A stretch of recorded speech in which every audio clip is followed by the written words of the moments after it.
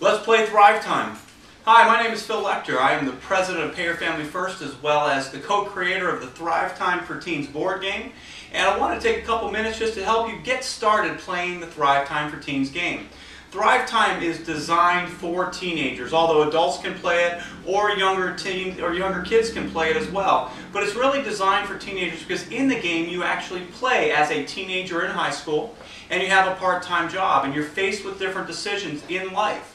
Things like buying a car, financing college, starting small businesses, whether it could be something like a lemonade stand, maybe a gumball machine, tutoring, any of those types of things. And you're faced with these decisions, and based on those decisions that you make, you receive a score, hence the name ThriveTime. The whole idea of the game is to earn points, Thrive score, based on the decisions that you make, to move yourself from the survive spot on the board, which is 0, where everybody starts, and move yourself up the board to get to thrive.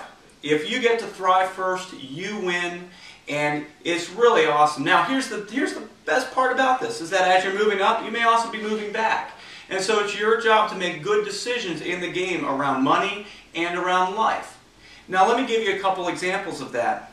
For instance, you'll draw a card. If it's your turn, you draw a card. It says, job, increase. A nice customer thanks you for a job well done, and your manager informs you that it was the owner of the business you worked for. Whoa. You get a promotion, an increase in salary of $100 per month. You add $100 to your salary. You also get a +1 Thrive for that, so you would take your space and move it up 1. Now, it also talks about salary here, and this is where the real game is actually played. It's on your game sheet. You're going to actually notice here a financial statement is really what this is. And so you'll have your income and your expenses. So under income, you'll have things like salary from a job. You'll have biz profit, and I'm going to get to biz profit in just a moment. You'll also have your expenses, living expenses. These are things that you're going to be faced with in life, like taxes. By the way, no matter how old you are, you still get hit with taxes. It also is going to talk through about cell phones, food, entertainment, all those things as a teenager that you spend money on. Credit card payment. Yes, you will have an opportunity to get a credit card in the game. Car payment. If you choose to buy a car in the game, you'll have an opportunity. You would put in a car payment here, as well as the insurance and the gas that's associated with it. In the game, we really try and teach how to look at money holistically. So what you can see here is you can see how all of your decisions from a money perspective affect your bottom line, and hence we get to this point of what we call our payday income. And the whole idea here is that on every payday, once a month, you would get your income, you'd pay out your expenses, so what you're left over with, your net income, is your payday income. In better words, it's total in minus total out. Now let me just explain to you how payday works. Each turn you take is considered a week. And in the beginning of the game, you're going to pick both a banker who will distribute all the money, as well as a timekeeper. Now, the timekeeper will be the person who goes first. That's a nice added perk. You get to draw a card. You get to go what's on the card. But you also, then, each time you take a turn, you're going to move the timekeeper track 1 week. When you get to week number 4, which means everybody's had 4 turns, you get your payday. Now, since each person has their own game sheet, payday incomes will be different. Mine may be $100. Kevin sitting next to me may be $300, depending on the decisions that they've made. So each month, you're going to get paid this payday income. Now, the other thing, as you get faced with some of these decisions, if you go to college, you're going to add your college information here. If you have a credit card, let's say you take $100 of credit, you would add $100 to the credit card balance, as well as that payment that is associated with it on your expense sheet. A car, same thing.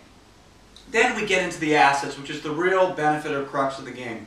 By the way, you can have a savings account in the game, and there are some real added benefits to being a saver.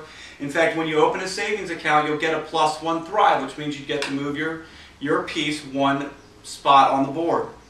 You can buy and sell stock, great way to gain some cash, and you can start businesses, which are really the crux of everything that we do in the game. And there are 2 types of businesses that you're going to be faced with: active business and a passive business. Now, the difference is, an active business is something where you physically do the work for. Babysitting is a perfect example where you as a babysitter, you spend an hour at the place where you're babysitting with the kids and you get paid, let's say, $10. Well, that's 1 hour in, $10 out. That's called an active business. You're physically doing the work. A passive business, more like a gumball machine, where you place it in a local store and you leave, you hang out with your friends, you're doing whatever else you're doing, and it's making money for you. Somebody comes in, drops a quarter in the machine, takes a piece of gum. At the end of the week, you gained $10, $20, $30, whatever that is.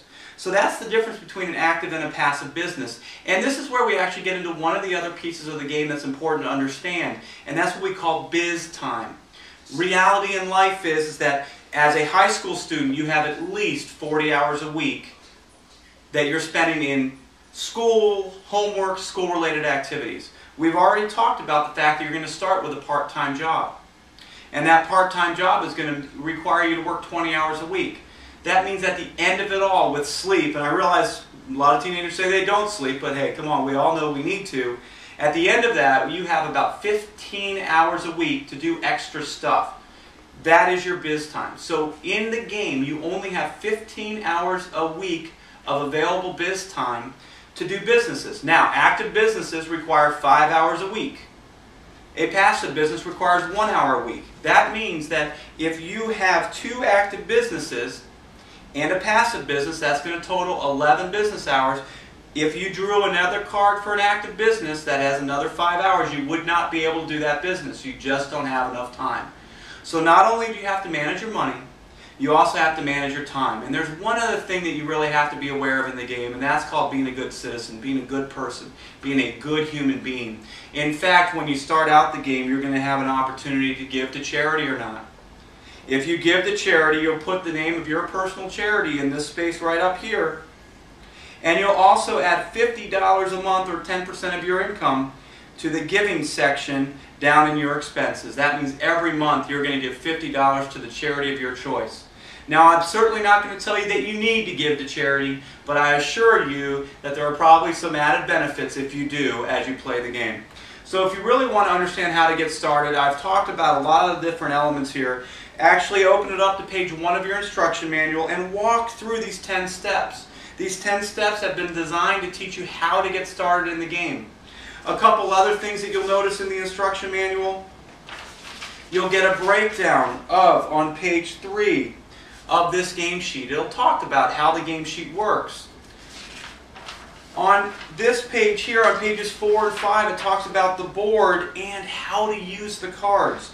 It'll talk about how you can take a business and put it on your game sheet. It'll talk about all the different elements there. So please use your instruction manual. I realize it's not fun to use an instruction manual, but it's here to help you.